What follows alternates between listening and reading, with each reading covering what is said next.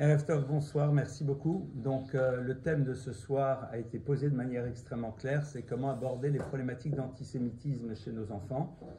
Évidemment, pour réfléchir à ce sujet, on va d'abord aller voir nos textes, puisque vous savez que c'est en ouvrant nos textes qu'on va pouvoir découvrir quand même un certain nombre de concepts qu'on va retraduire dans nos réalités. Alors, le point de départ de la réflexion que je voudrais avoir avec vous démarre sur une paracha, c'est-à-dire sur un texte que l'on lit dans la Torah, et le nom de cette paracha s'appelle Emor. Emor, traduction dit.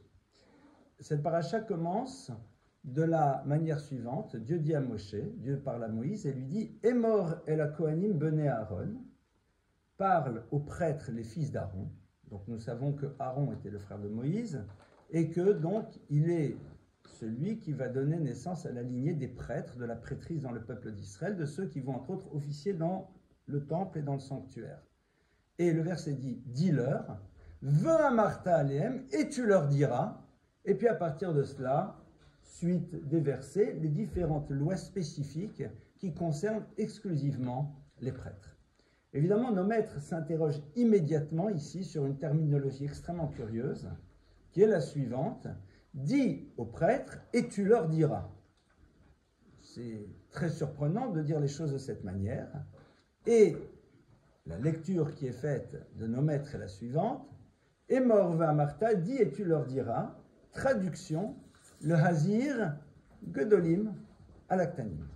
Pour prévenir les adultes vis-à-vis des enfants. Alors évidemment, on a ici plusieurs lectures possibles, mais la première des lectures, c'est pour montrer qu'il y a une responsabilité de la part des adultes de transmettre aux enfants ce qu'ils ont besoin de savoir. Et ici, en l'occurrence, les lois spécifiques des Kohanim, des prêtres. Et là, évidemment, on se pose la question suivante. En tant que parents, nous avons la responsabilité de transmettre un savoir. Pourquoi a-t-on besoin de préciser, lorsqu'il s'agit d'enfants Kohanim, que leurs parents doivent leur transmettre ce qui les concerne? A priori, en tant que parent, on me dit « tu dois transmettre à tes enfants un certain nombre de choses ». Il se trouve que je suis un parent juif, donc je vais leur transmettre un certain nombre d'éléments qui sont liés à notre tradition. Il se trouve que dans le peuple juif, il y a ce que l'on appelle les prêtres. Évidemment, je vais leur transmettre les éléments spécifiques. Ça s'inscrit dans l'obligation globale de transmission. Or ici, on nous dit « non, attention, hein, quand tu fais partie de la catégorie des prêtres, qu'on soit bien clair, tu dois bien apprendre aux enfants les lois qui les concernent. Pourquoi on a besoin d'insister là-dessus? Alors, on va s'arrêter sur une des lois qui concerne les prêtres, le fait que, de par leur statut, ils ne peuvent être en contact avec la mort, si ce n'est pour des personnes extrêmement proches. Donc, ils ne peuvent pas rentrer dans des cimetières n'importe comment. On va essayer d'imaginer la chose suivante. Vous avez un petit enfant, voire même un jeune homme, ou une jeune fille, voilà, il est là. Et puis, son meilleur copain a perdu son arrière-arrière-grand-mère à l'âge respectable de 104 ans. Tout va bien. Et il décide de l'accompagner. Il va au cimetière, il rentre à l'intérieur de celui-ci, il croise un rabbin qu'il salue, et le rabbin lui dit « ah, bonjour, quel est ton nom ?» Il lui dit « je m'appelle Cohen ». L'autre lui dit « tu es Cohen ?» Il dit « oui, pourquoi ?» Et l'autre lui dit immédiatement « mais tu ne veux pas être là ». Mais que se passe-t-il? Tu dois sortir tout de suite. Même s'il le lui dit de manière moins énergique que je l'exprime, vous êtes d'accord que c'est un peu déstabilisant. Et au moment où il va sortir, bien sûr, on va commencer à lui dire « non mais tu sais, tu es prêtre et donc ceci, cela ». Quelque part, il a découvert sa singularité à travers une expérience qui peut être qualifiée d'un peu désagréable. Je peux avoir juste un peu d'eau. Qui peut être qualifiée un peu désagréable. Évidemment, si vous êtes dans la découverte de votre singularité, à travers une expérience désagréable, votre relation avec cette singularité risque de ne pas être très positive. La raison, entre autres, pour laquelle la Torah nous dit le hazir gedolim alaktanim, elle dit parce qu'être enfant de prêtre va t'amener à avoir des lois spécifiques à l'intérieur du groupe. C'est-à-dire que tu fais partie d'un groupe qui lui-même a ses règles, que tout le monde connaît plus ou moins. parfois un peu plus, parfois un peu moins. Mais toi, tu appartiens, on va dire, à une sous-catégorie très particulière qui a des lois très particulières qui la concernent. Il faut te les dire avant que tu ne le découvres à travers une expérience qui pourrait ne pas être très positive. Au fond, la Torah ici pose l'enjeu de l'enfant qui découvre son identité à travers l'antisémitisme ou à qui on explique son identité pour lui permettre par la suite de mieux vivre ce que Neher a appelé dans le titre d'un de ses ouvrages le dur bonheur d'être juif. Et on a donc ici le point d'entrée. Le point d'entrée de notre réflexion est de réfléchir si l'enfant, avant de lui parler, et on va voir comment, de ce qui se passe, de l'antisémitisme ou d'autres choses, sait ce que veut dire être juif dans la dimension positive et belle qui lui permettra par la suite de diluer la difficulté que génère son identité à l'intérieur de tout ce qu'elle a de beau et de ce qui le nourrit. Au fond, c'est comme dans une relation de couple. On aura toujours dans une relation des moments difficiles, complexes, pas nécessairement catastrophiques. Pour se préparer à ces moments-là, il faut déjà nourrir la relation de tout ce qui va pour que l'élément dysfonctionnel puisse se diluer à l'intérieur de tout ce qui va déjà. On nourrit d'abord, c'est-à-dire on fait en telle sorte tous les jours d'être conscient de tout ce que l'autre est, de ce qu'il nous apporte, parce que nous savons qu'immanquablement on se retrouvera un jour avec un petit moment de tension, et cet élément de tension-là, s'il est celui qui définit la relation, risque à terme de la faire imploser. J'ai toujours recommandé aux enseignants, en début d'année, de faire un travail qui est de prendre un petit carnet et de noter avec un stylo. Aujourd'hui, on peut le faire autrement, mais j'aime bien le contact. Avec un stylo, merci beaucoup, de noter ce qui va bien chez chaque enfant, c'est-à-dire d'inscrire sur ce carnet tout ce que tu vois de positif chez chacun d'entre eux. Parce que viendra le jour où il y aura une parole, une attitude, quelque chose qui te posera problème. Au moment où tu auras envie de réagir négativement, tu ouvres ton carnet, tu relis tout ce qu'il est, et quelque part, la manière de gérer la relation ne sera plus du tout la même. Au fond, c'est ce qu'on appelle dans la tradition juive vivre a priori. Vivre a priori, c'est déjà savoir ce qui fait partie du monde des possibles et se donner les moyens de savoir digérer les éléments de difficulté à l'intérieur de tout ce que l'on a construit au niveau positif. Ce n'est pas l'air du temps. Pour une raison très simple, c'est que la plupart du temps, consciemment ou inconsciemment, nous cherchons à faire émerger les éléments de difficulté pour pouvoir souvent justifier nos désirs de prendre de la distance. Mais ça, c'est un problème d'honnêteté intellectuelle.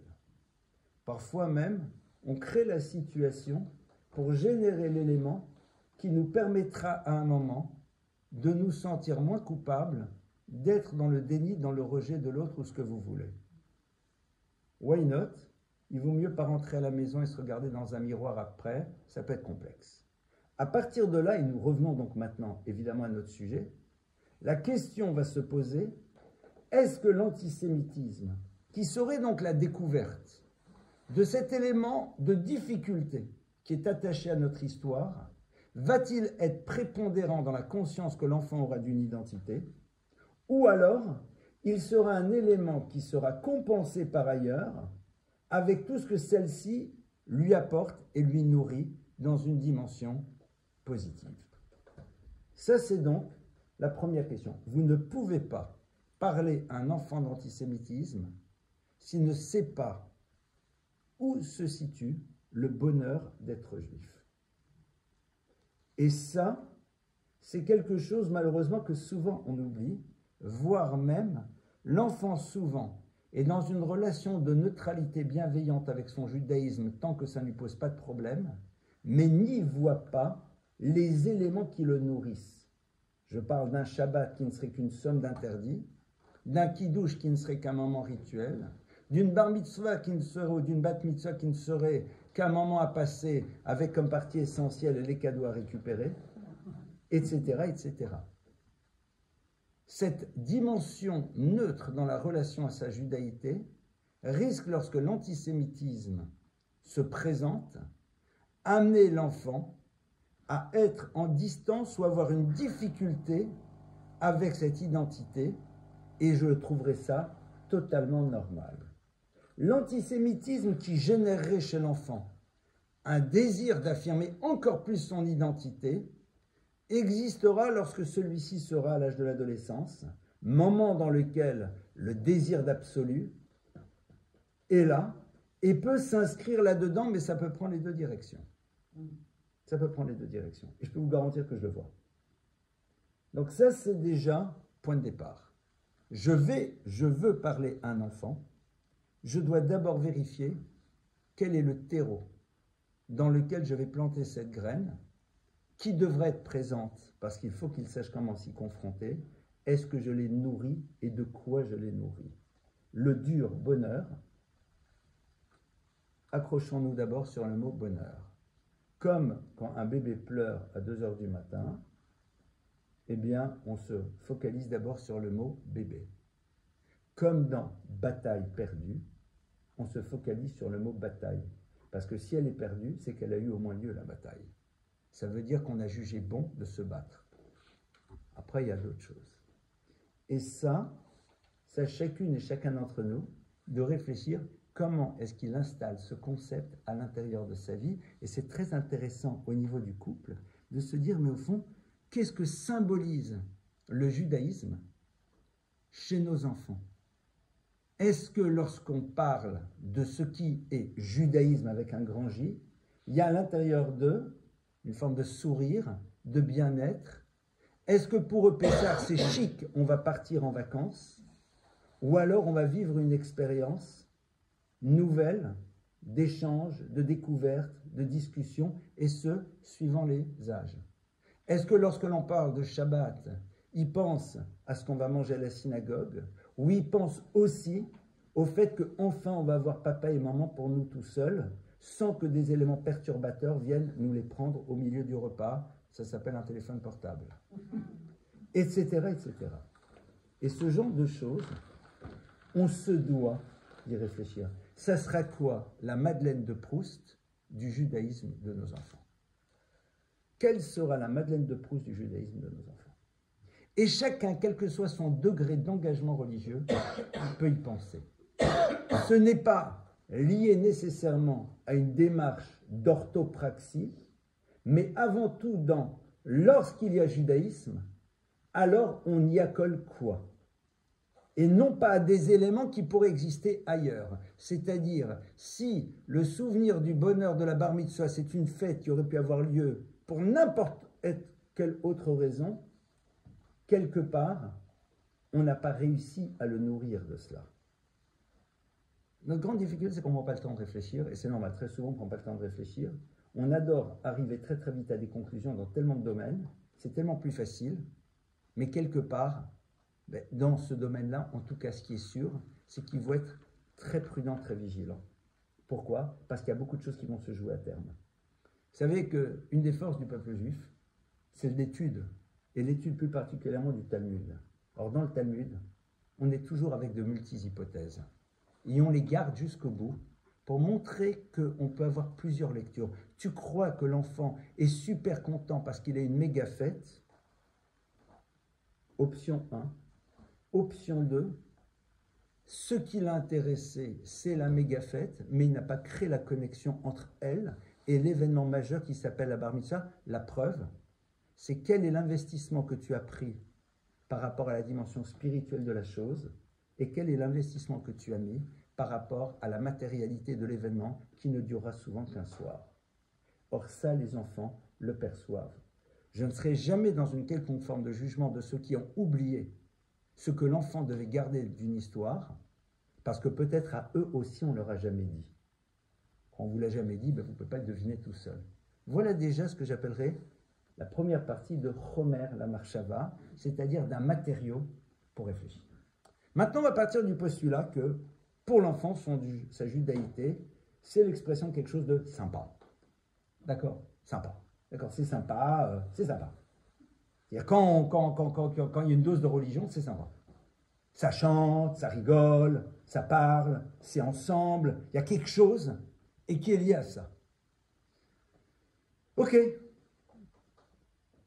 Quel est l'élément dont un enfant a besoin pour voir ô combien une chose, il peut s'y rattacher? Alors rappelons-nous que le point de référence d'un enfant, c'est qui? C'est ses parents. Les parents sont les adultes que l'enfant a envie de voir comme étant sa référence. Rappelez-vous que vos enfants n'attendent qu'une chose. Nos enfants n'attendent qu'une chose. Je fais partie du club. Que nous soyons des références adultes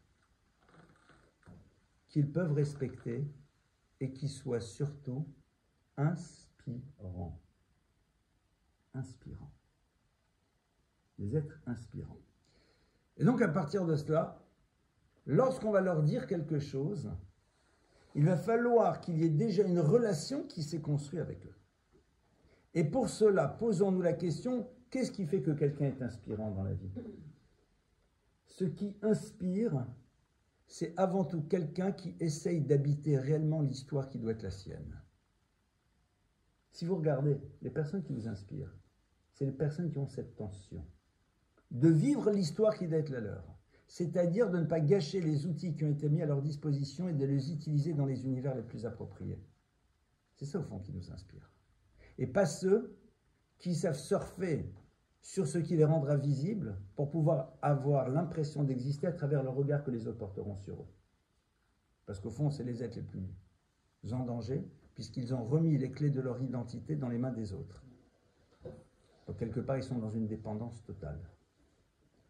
Posons-nous juste la question, je ne vais pas explorer plus longtemps ça, parce que réfléchir sur c'est quoi papa, maman, c'est quoi un adulte, ça serait une conférence en tant que telle, mais je vous donne sur Chomer cet élément de réflexion. Et maintenant, on rentre, donc ces deux éléments sont là, d'accord? On part du principe qu'ils sont là, on va leur parler d'antisémitisme. La question, elle est de savoir, est-ce qu'on vient déconstruire ce qu'on leur a dit par ailleurs? Ou est-ce qu'on vient leur donner a priori les éléments dont ils ont besoin? Or, la plupart du temps, aujourd'hui, ils ont déjà été à l'écoute. Et une des raisons, c'est parce qu'on n'a pas été là comme étant des filtres par rapport à ces moments dans lesquels ils sont confrontés aux choses. Lorsqu'il y a eu le 11 septembre, je me rappelle d'avoir été contacté un certain nombre de fois par des parents disant « nos enfants dorment mal, ceci, cela, etc. » et tout. Je me suis toujours permis de leur poser une question, qui n'est pas une quelconque forme de jugement, qu'on soit bien clair. Je ne suis pas dans un jugement. En train de dire c'est bien, c'est mal, c'est honteux, vous avez vu, c'est de votre faute. Non. Je dis voilà. Je dis, mais quand vous étiez avec eux dans la voiture, France CFO était ouvert ou fermé? C'était éteint ou ouvert? Je comprends ce besoin, parfois un peu morbide, de savoir ce qui se passe, même si ça ne changera rien à notre vie. Mais quand ils étaient là, est-ce que vous avez réalisé qu'ils entendaient les choses et la plupart du temps, nous n'avons pas la capacité ou la possibilité de leur retraduire les choses? Donc ils sont là la plupart du temps, ils ont absorbé. On va faire donc ce soir la distinction entre ce que l'on va devoir réparer et ce que l'on va devoir apprendre. Alors, on va d'abord démarrer par ce qu'on va devoir apprendre. C'est quoi? C'est le concept de singularité, qui est au fond l'élément le plus complexe et le plus génial au niveau du judaïsme. Le plus complexe, parce que souvent cette singularité, nous la découvrons à travers la confrontation à des difficultés, mais qui est au fond quelque chose de génial, parce qu'à la fois, elle nous renvoie à notre spécificité, cette singularité, c'est-à-dire on se rend bien compte qu'il y a quelque chose de particulier, et surtout elle nous amène à réfléchir dans un second temps à notre responsabilité. Parce que qui dit singularité dit responsabilité. Et en effet, il faut savoir parler à nos enfants, un tant soit peu, de l'histoire du peuple juif. Évidemment, pour ça, il faut ouvrir des livres. Évidemment, pour ça, il faut mettre de côté certaines séries Netflix. Il faut être capable à un moment de se dire quel est le temps que je consacre pour raconter et pour parler à nos enfants de notre histoire, et qu'ils sachent que nous avons une histoire et que les problématiques que nous vivons aujourd'hui ne sont pas nouvelles, pour l'amener dans un second temps à réfléchir avec lui sur qu'est-ce que c'est censé nous dire. Donc premier point, très concret, c'est prendre le temps de temps à autre de raconter l'histoire. Pas juste Adam et Ève. Hein. Adam et Ève, ce n'est pas une histoire de juifs. Adam et Ève, c'est l'humanité. Adam était juif? Non. Adam, c'est l'humanité. Ève aussi. La dimension juive commence au Sinaï à la révélation. Là, on va arriver bientôt à la fête de Pessah. La fête de Pessah est un moment extraordinaire pour commencer à faire réfléchir, à dire, au fond, le peuple d'Israël, qu'on le veuille ou pas, a toujours une histoire particulière. Qu'on le veuille ou pas, elle est là. Ça commence en Égypte, où en effet, on a une certaine vision du monde qui dérange. Parce qu'au fond, l'enjeu, il est où il est là. C'est la dimension interpellante que crée le peuple juif dans l'histoire, à travers l'effet miroir qu'il crée vis-à-vis des nations qu'il fréquente. Parce qu'il leur renvoie souvent l'image de ce qu'ils pourraient être, mais ce qu'ils ont décidé de ne pas devenir. Qu'on le veuille ou pas, c'est cette réalité-là. Les théories les plus fumeuses qui soient, ou les plus incroyables ou extravagantes, n'expliquent rien. Le clan d'Israël, depuis le début, on s'appelle au début Abraham Ha'ivri, Abraham l'hébreu. Et Ha'ivri, c'est quoi? C'est vers un art de l'autre côté du fleuve. Et on va le dire le soir du Pessah. Et le fleuve, dans la tradition kabbalistique, c'est quoi? C'est la pensée. On s'est positionné autrement. Et si vous avez difficile à le dire, réécoutez ce très beau texte d'Herbert Pagani, Plaidoyer pour ma terre. Il l'exprime très joliment. Il le dit très bien. Il le dit très bien, et ce qu'il dit, c'est ça. C'est-à-dire qu'on va reprendre d'autres termes que le sien, on a embêté le monde, quoi.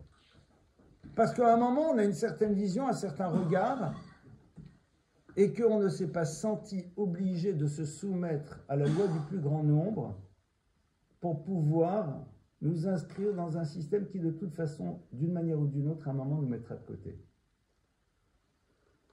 L'enfant a besoin de comprendre ça en premier lieu. Il a besoin de savoir que l'histoire du peuple d'Israël, c'est une histoire singulière. On ne va pas se la raconter, c'est une histoire singulière. Alors autant qu'on la lui raconte. Ça commence par l'Égypte. Ça commence après par le temple et la destruction du temple. C'est l'histoire de Hanouka, c'est l'histoire de Pourim. Enfin voilà, c'est constante. Et puis par la suite, tout au long. Les Juifs empoisonnent les puits, et c'est eux qui sont responsables de la peste, etc., etc., etc. Avec quelque chose qui est du domaine de l'illogisme absolu. Lorsque on se fait renvoyer d'Espagne en 1400 et des poussières, on est bien d'accord qu'à ce moment-là, l'Espagne, puissance économique, s'effondre, et la Hollande, qui accueille les Juifs, monte. Mais il y a quelque chose ici de surprenant. Lorsque l'enfant dit « mais pourquoi ?» Ben là-dessus, la réponse, elle doit être très simple. Parce que. Vous allez me dire « super, ah, il est génial celui-là, il est venu, nous a donné une réponse top. » Alors écoutez, si vous cherchez la logique, de manière ultime, vous ne la trouverez pas. Quand le Juif est riche, c'est un profiteur. Quand il est pauvre, c'est un parasite. Quand il part en guerre, c'est un violent. Lorsqu'il ne veut pas partir en guerre, c'est un peureux et un couard. Lorsqu'il n'avait pas de terre, on lui disait « repartez chez vous ». Et quand il en a une, on lui demande d'en repartir. Cette phrase, c'est un auteur anglais dont j'ai oublié le nom qui l'a prononcée. Et elle est passionnante. C'est-à-dire, écoutez, à un moment, il y a quelque chose qui n'est pas logique. Et ce n'est pas logique. Ces tentatives désespérées de dire, non mais vous allez voir, si on est sympa, si on est cool, si on laisse, si on cède, si on est gentil, méchant, pas méchant, à moitié, tout, on était dans les ghettos, on nous fait sortir des ghettos, on est sorti des ghettos, on nous remet dans les ghettos, je comprends rien. Quand on est entre nous, on est communautariste, quand on est dans la société, on gêne, je comprends pas. Donc, à un moment, l'enfant doit accepter qu'il y a des choses qui vont le dépasser. Mais quelque part, vous savez, c'est comme quand un enfant vous dit « Mais qui a créé Dieu ?» Vous lui dites « Je ne sais pas, mais ça ne me dérange pas. » Parce qu'à un moment, il y a quelque chose qui nous dépasse. Quelqu'un m'a dit tout à l'heure Oui, mais alors, comment on peut définir Dieu? Mais si je définis Dieu, je le restreins. Si je le restreins, c'est plus Dieu. À un moment, il y a quelque chose qui nous dépasse.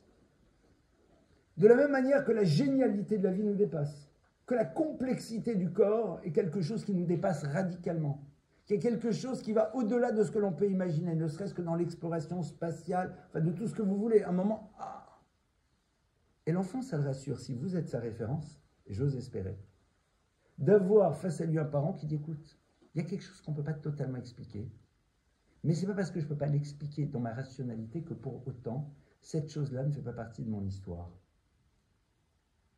Et lui expliquer peut-être par la suite, quand il commence à grandir, que souvent, le début des conflits ont été des querelles d'ego qui ont dégénéré dans des choses hallucinantes. Parce que Sarajevo, c'est le début d'une histoire qui va faire des dizaines de millions de morts. Qu'on le veuille ou pas, pourquoi ce qui se passe à Sarajevo va déclencher la Première Guerre mondiale avec tout ce que ça génère? C'est colossal. Donc de toute façon, l'enfant doit savoir qu'il est dans un monde dans lequel la logique ne sera pas toujours au rendez-vous. Et lorsqu'ils seront plus grands, leur expliquer la posture complètement schizophrène du monde occidental les aidera à mieux comprendre l'incompréhensible d'un monde qui d'un côté a besoin de ce qu'Israël leur apporte pour lutter contre l'islamisme radical et ses victimes, mais qui de l'autre côté détruit ceux dont il a besoin pour les aider justement à ne pas être victimes. Il y a quelque chose, no comprendo. Il y a quelque chose qu'on ne comprend pas très bien. D'accord, c'est bizarre. Donc déjà, il va comprendre cette dimension. Après, évidemment, on rapporte que le Baal Shem Tov, qui a été orphelin très tôt de père et de mère, était dans les forêts. Et il n'a jamais rien craint. Il ne craignait pas, parce que sa relation avec Dieu était d'une intensité folle.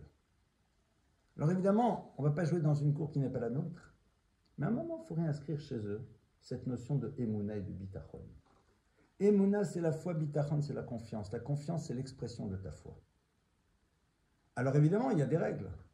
Ces règles, c'est que Ensom Primalanes, on n'a pas le droit de se baser sur un miracle. On n'a pas le droit de se mettre volontairement dans un danger en se basant sur le fait que Dieu interviendra. C'est la fameuse histoire.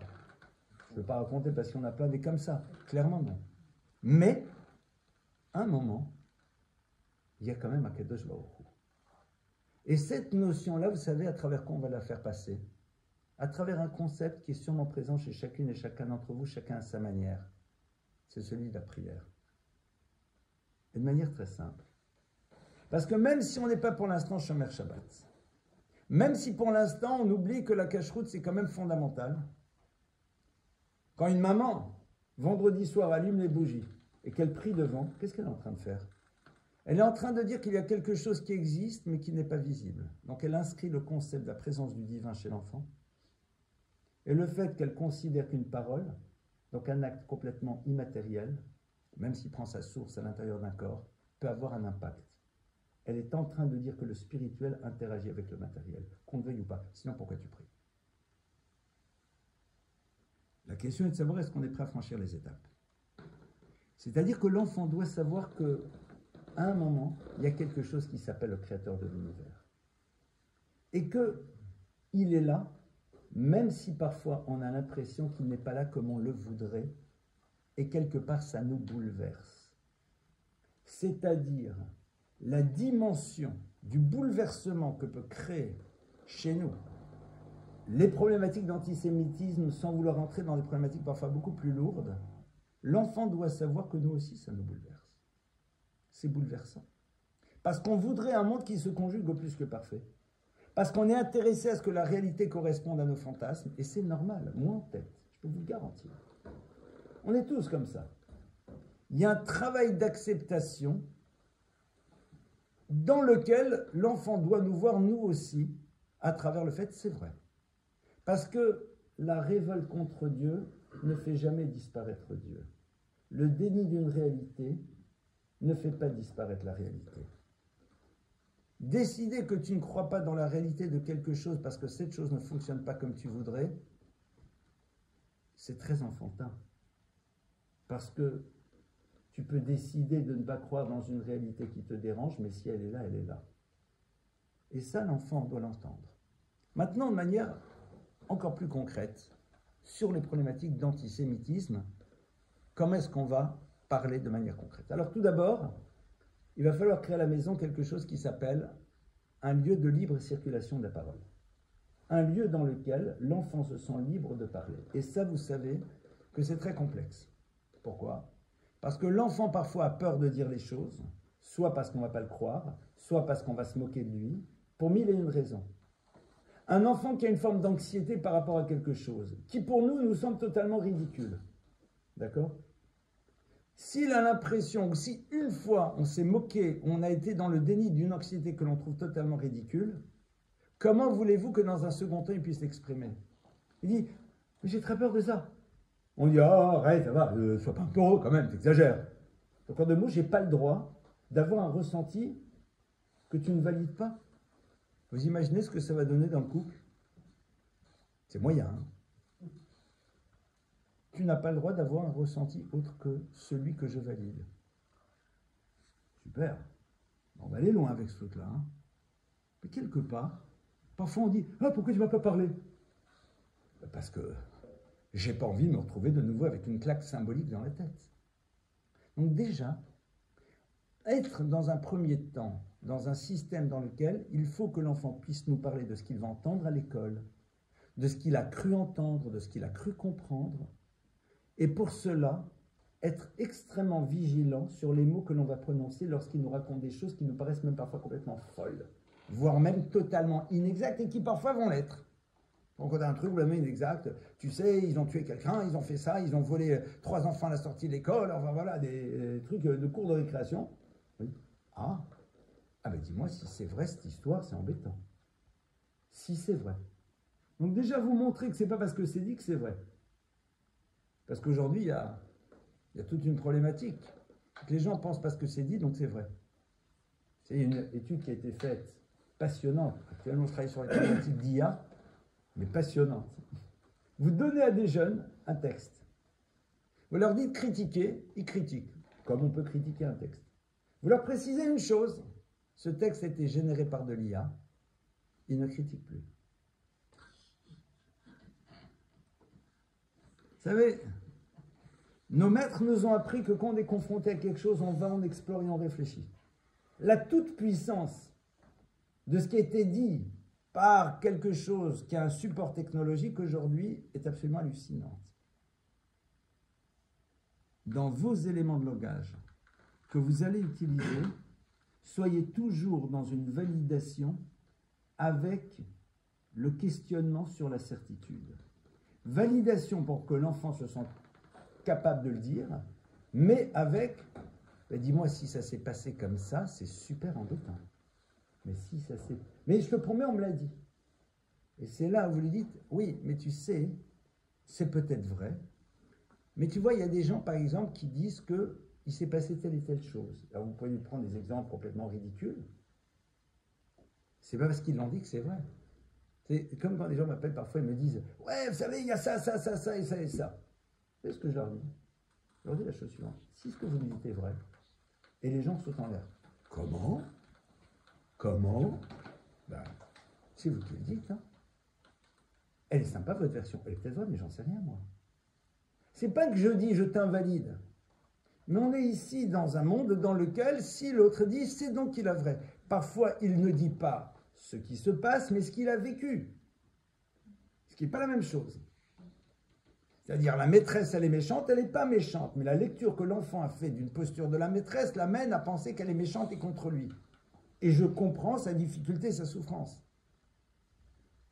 Le fait d'interroger, ce n'est pas invalider. Et aujourd'hui, le fait à un moment de se dire, j'entends, mais je ne prends pas pour argent comptant systématique, est souvent très mal reçu. Pourquoi? Parce que tout simplement, on a décidé que certaines paroles étaient vraies. Et que certaines lectures étaient vraies. et que certaines choses étaient là. C'est ce que ça donne dans les conflits de couple. Et vous avez parfois des gens qui se font avoir. Je fais juste une parenthèse. J'ai vu des rabbins. Ah non, mais il faut lui dire. Ou à l'homme, il faut lui dire. Il faut lui dire, il faut lui dire. Si c'est vrai que si tout ce qu'on raconte c'est vrai, je comprends. Mais moi, j'y étais pas. Ah, mais regardez, l'autre me dit, je souffre. J'entends. Je ne suis pas dans le déni, mais sinon, comment vous pouvez faire? Vous voyez, et on ne se rend pas compte en vérité qu'il y a ici quelque chose d'extrêmement subtil. Entre l'acceptation pour que l'autre sente qu'on le reçoit, et c'est ce que j'ai dit, quand l'enfant dit quelque chose, il faut qu'il sente que je le reçois, mais un mot qui déjà pour moi, et pour lui, parce que moi à la limite je sais que c'est du n'importe quoi, quand il va me raconter qu'il y a un commando de para qui est venu à la sortie de l'école, moi je le sais, mais que pour lui, l'idée que c'est pas parce qu'on le dit, c'est que c'est nécessairement vrai, parce qu'aujourd'hui qu'est-ce qui se passe? Quand on va dans les banlieues ou ailleurs, ben, qu'est-ce qui fait qu'on va se faire agresser ou qu'on risque? Parce qu'ils ont des certitudes. Mais sinon, on fonctionne comme ça. Mais comment vous voulez empêcher les autres de fonctionner de la même manière? Ah, mais nous, on a des certitudes dans des dossiers qui nous arrangent. Parce que ça nourrit un certain nombre de choses. Alors, on nous apprend, on peut comprendre comme ça, mais on peut comprendre comme ça. Et quand on nous dit que tu ne peux pas être témoin si tu n'as pas vu les choses, parce que si tu ne les as pas vues, tu ne les as pas vues. Henry Yadomedishmia, entendre et voir, ce n'est pas la même chose. Et Amy Piadé, quand un te raconte au nom de quelqu'un, c'est pas simple. Donc déjà, créer chez eux cette idée, que d'un côté, je reçois ce que tu me dis, je l'entends, je ne l'invalide pas. Mais commencer déjà à faire en telle sorte qu'au moins la problématique surdimensionnée, qui peut à un moment être traumatique, ne soit pas vraiment présente chez eux. Parce qu'il y a suffisamment de choses qui sont complexes, mais si en plus on est dans la dimension surdimensionnée, le poids des mots, le choc des photos, surtout quand c'est trafiqué, là ça va être compliqué. Donc il y a ici, derrière là, toute une démarche pédagogique en tant que parent, donc dans lequel je dis bien. De la même manière, quelqu'un qui vient te raconter une histoire, il dit voilà ce que j'ai vécu, etc., je le reçois. Pourquoi? Parce que si tu as décidé de me le dire, c'est que tu as besoin que j'entende. Il n'y a pas de problème. Aucun souci. Dans le monde du réel, on doit toujours être dans des multi-hypothèses. Vis-à-vis de l'enfant, soit on ne sait pas vraiment, parce que peut-être que c'est vrai, on dit écoute, si c'est vrai. Et si on sait que c'est du n'importe quoi, on dira la même chose. Pourquoi? Pour que l'enfant se sente le courage de continuer à venir. Et ça, d'où je l'apprends? Parce que, attendez, ce que je vous raconte, d'ailleurs, il est sympa. Non, c'est une Gemara. C'est une Mishnah. Dans ma Sechet Rosh Hashanah. Vous savez que pour pouvoir décider du mois juif, il fallait qu'il y ait des témoins qui viennent et qui disent « Nous avons vu la lune » et on les interrogeait, etc. « Maaseh shebaou dit la Mishnah, Maaseh shebaou arbaim zugot, veikvam Rabbi Akiva belod. » Dit la Mishnah, une fois, il y a 40 couples de témoins qui sont venus pour témoigner. Mais comme un premier couple de témoins était arrivé, alors un maître leur a dit « C'est bon, vous pouvez repartir. » On lui a dit « Pas du tout. » On les fait venir et on les écoute. Peut-être pas dans les détails, pour ne pas les amener à ne pas venir dire la prochaine fois. De toute façon, ils ne me croient pas. De toute façon, ils n'ont pas besoin de moi. J'y vais pas. C'est intéressant de voir comment les Chachamim préservent le futur. Et quand vous étudiez, quand on vous raconte une histoire pareille, qu'est-ce qu'on est en train de vous dire par rapport à nous? Que dans la vie, tu dois imaginer ce que peut générer dans le futur ta posture maintenant qui est complètement légitime et normale. On leur dit, écoutez, messieurs, pas la peine, c'est bon. C'est un moment, les amener par la suite à dire, est-ce que ça vaut vraiment la peine de faire le déplacement, vu qu'il y a de fortes chances que quelqu'un soit déjà passé avant, que de toute façon, on ne sert à rien. Peut-être que la fois prochaine, on aura besoin de toi. Donc je te reçois, je te valide, je ne fais pas tout le travail parce que ça prendra trop de temps. En plus, on te prépare un super qui-douche parce que c'est marqué au moins que tu as un bénéfice par rapport à ce que tu as vécu. Ce qui fera que la fois d'après, tu parleras encore. Tu verras, tu diras. Oui. Et ça, c'est exactement ce qu'on doit essayer de faire par rapport à ça. Maintenant, on va rentrer donc dans... donc, une fois qu'on a créé ça, donc ça, c'est déjà ce premier élément, à partir de là, on va essayer maintenant de faire le distinguo entre deux choses. Tout d'abord, je vais m'arrêter un instant sur la révolte que l'enfant peut avoir vis-à-vis de l'antisémitisme et vis-à-vis aussi de tous ces médias qui traficotent la réalité. Et c'est un moment extraordinaire déjà pour leur apprendre à prendre de la distance et à faire preuve d'un esprit, on va appeler critique, mais au moins être en distance et ouvrir un monde d'hypothèses. Si c'est vrai, mais ça l'est peut-être pas. Juste le fait de savoir que dans la vie, c'est pas parce que c'est écrit que c'est vrai, c'est pas parce que c'est vu à la télé que ça valide, c'est pas parce que ça a 500 000 likes que c'est vrai, plus que ça. Moi je m'amuse de temps à autre à chercher à comprendre les choses. Attends, il faut bien comprendre. Alors, je suis pas sur le réseau, je sais que j'ai un compte Instagram, je le sais, mais en dehors de faire avoir que le sais, je ne sais pas. Parce que j'y suis jamais, puisque moi-même, j'en ai pas. Enfin, j'ai pas le truc. Idem sur TikTok, d'accord, s'il y a quelqu'un qui le gère. Donc, les réseaux, j'ai jamais même compris l'intérêt de Facebook et de tout ça, mais il faut croire qu'il y en a, mais il n'y a pas de jugement là-dedans. C'est bon, ça m'intéresse pas. Je n'ai pas le temps. Et je suis parti l'autre jour chercher un truc, un podcast, quelque chose qui allait me parler du judaïsme. Et donc, j'ai mis quelques mots. Les fondamentaux du judaïsme, le truc, c'est quoi un juif? Et j'ai vu un truc, il y avait au moins 200 ou 300 ou 400 cases de vues. Donc j'ai dit, Yeshma Sheupo, là, il y a 400 000 vues, là je vais avoir la vérité. Ribono Shel Olam, j'ai failli me dire, mais c'est quoi cette histoire de fou? C'est-à-dire, c'était un tombereau de mensonges, d'inexactitudes, mais même parfois bas de gamme. C'est-à-dire des trucs complètement faux. C'est pas des jugements. C'est comme si je vous disais, et Abraham eut comme fils David. Vous voyez un peu, c'était à peu près de ce niveau-là. Mais comme les gens vont voir, puisque le titre est alléchant, qu'en plus souvent ça va nourrir l'idée préconçue qu'ils ont des choses, parce que c'est pas trop négatif, mais ça nous fait apparaître comme étant une secte de gens ça plaint pour moi, mais de facto ça va faire, et à un moment, ça peut devenir ma référence. Et ça, il faut que nos enfants le sachent. Parce qu'à un moment, ils doivent découvrir que derrière l'antisémitisme se pose la problématique de quelque chose que je peux comprendre parfaitement. Si on m'a nourri d'une certaine lecture des choses, comment je peux imaginer une autre?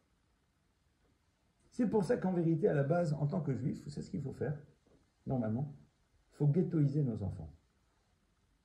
Sans aucune difficulté. C'est quoi le ghettoiser, dit le Chazon Ish. Chazon Ish dit ghettoiser, c'est le rendre extrémiste. Mais pas au sens actuel. Leur donner une construction telle, au niveau de leur identité, qu'ils peuvent aller explorer le monde et se confronter à ce qu'ils lui posent comme question et avoir déjà des réponses. Ghettoiser, c'est donner ce que j'appellerais la priorité du conditionnement à des parents. C'est-à-dire, c'est à nous de leur expliquer c'est quoi être juif, c'est quoi la Torah, c'est quoi les mitzvot, c'est quoi la vie, c'est quoi l'homme, c'est quoi la femme, c'est quoi l'amour, c'est quoi la réussite, c'est quoi l'échec. C'est à nous de leur dire. Parce que n'oubliez pas qu'aujourd'hui, l'antisémitisme, je ne parle pas de la virulence, provient de ça. Et on en voit aujourd'hui les effets pervers dans plein de domaines, c'est très intéressant. Il y a un livre qui est paru qui s'appelle Les ingénieurs du chaos. Enfin, il est paru il y a quelques années de ça, écrit par un Italien, je ne me rappelle plus de son nom, qui explique que l'émergence des populismes n'est pas liée aux qualités oratoires de certains tribuns populaires, mais beaucoup plus à une armée de geeks, très petite armée, mais qui savent tellement bien manipuler la caisse de résonance des médias qu'ils ont fait émerger quelque chose de colossal.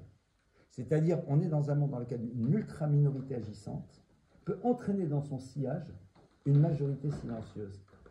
Et je discutais avec des chercheurs en IA qui me disent que très rares sont ceux qui aujourd'hui voient dans l'IA juste un élément ultra intéressant pour pouvoir accéder à un savoir ou à certaines choses, alors que l'immense majorité est là, dans un état d'hébétude, en train de recevoir quelque chose et en ne s'interrogeant pas. C'est-à-dire que via la problématique de l'antisémitisme, il y a toute une démarche pédagogique parce que vous allez permettre à l'enfant de ne pas voir celui qui est antisémite comme étant nécessairement un ennemi, mais comme quelqu'un qui a été nourri de quelque chose et qui n'a jamais eu de contrepoids. Moi, quand un jour je me suis retrouvé avec 2-3 abonnés, le juif, parce que bon, ma barbe n'est pas amovible et ma kippa, je la garde. Et que je leur dis, venez. Ils ont cru que j'étais champion de karaté. Ça, je ne vous dirai pas. Et je leur dis, mais qu'est-ce que je t'ai fait? pourquoi tu me dis ça? Des petits jeunes, pourquoi tu m'as dit ça? Qu'est-ce que je t'ai fait? Avec un sourire, moi, je t'ai fait quoi? Ouais, non, mais je dis, attends, t'as un problème avec Israël, je comprends. Tu es persuadé que j'entends, d'accord. On n'a pas la même vision. Mais pourquoi moi? Ils étaient embêtés. C'est parti dans un truc, bon, et puis ça s'est arrêté. Nos enfants ont besoin de savoir ça. Parce que là, ça leur permettra de ne pas développer chez eux aussi la haine de l'autre. Parce que Ribono chez l'Olam, le pire des choses qu'on puisse faire, c'est que l'antisémitisme crée chez nous l'anti-quelque chose d'autre. C'est la pire des choses qui pourrait nous arriver. Sans rentrer dans une forme de peace and love, chaîne d'amour, etc. Mais à un moment, il faut être capable vis-à-vis du monde dans lequel on se trouve, de se rappeler de ce principe fondateur que nos maîtres disent « Kabdeu v'chashdeu ». Tu honores l'autre, mais néanmoins tu restes vigilant. C'est-à-dire, cet autre-là est quelqu'un de bien, vis-à-vis duquel j'ai une vigilance, parce qu'il a peut-être été nourri de certaines choses qui peuvent l'amener à avoir une posture négative par rapport à moi, mais peut-être qu'en vérité, cette posture n'est pas l'expression d'une identité profonde, mais de certitudes qui lui étaient implantées dans le cerveau. Et à ceux à qui j'en veux beaucoup, réellement, c'est ceux qui leur ont implanté dans le cerveau là-dedans. La question qui se pose, c'est où est l'espace de liberté de quelqu'un d'aller aujourd'hui encore rechercher une autre lecture possible de ce qu'on lui dit. Et ça, c'est un sacré sujet, parce que ça poserait la responsabilité de l'adolescent ou du jeune par rapport à quelque chose qui lui est imposé et duquel il ne peut s'extraire, surtout à un moment dans lequel les grandes causes sont quelque chose qui l'attire. Il y a une réflexion sociétale beaucoup plus vaste, évidemment dans laquelle on n'invite pas la Torah. Parce que la Torah, vous comprenez, c'est une histoire de religion. La Torah n'a rien à dire. Bon, why not? Et c'est très très intéressant de voir comment la Torah, mais c'est la même chose. Et on a décidé que la Torah n'avait rien à dire. La Torah n'a rien à dire. C'est intéressant. On n'ira jamais consulter la Torah. Mais au fond, qu'est-ce que la Torah a à dire sur ça? Est-ce qu'elle a une pensée? C'est intéressant, hein, je ne sais pas. Mais vous voyez, c'est un petit peu le même problème. Parce que l'antisémitisme peut se créer chez nous, quand on invalide certaines parties de notre peuple. Alors qu'en vérité, un juif, pour les gens du Hamas, pour moi, c'est un juif. Donc on est tous juifs. Ne l'oublions pas. Et on peut créer un antisémitisme intérieur. Et aujourd'hui, on sait autour de quel sujet, et c'est bouleversant parce que les gens aient raison, tort, que je suis d'accord, pas d'accord, on s'en fiche. Concrètement, on peut recréer la même chose à l'intérieur de notre peuple.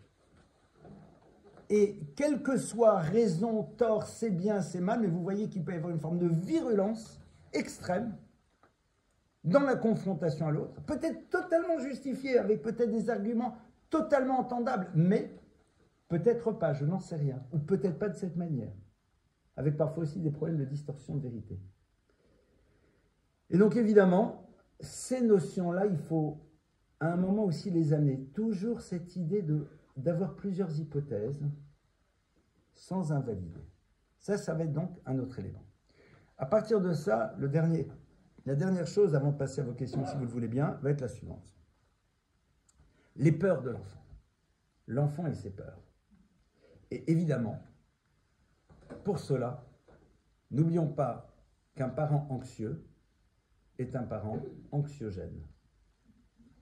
Donc déjà, pas la peine de nourrir volontairement nos raisons d'être anxieux.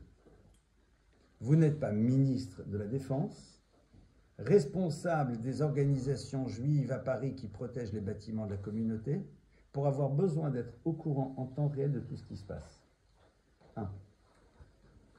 Et il y a, moi, quelque chose aujourd'hui qui me bouleverse, c'est « Ah non, c'est très important de savoir ».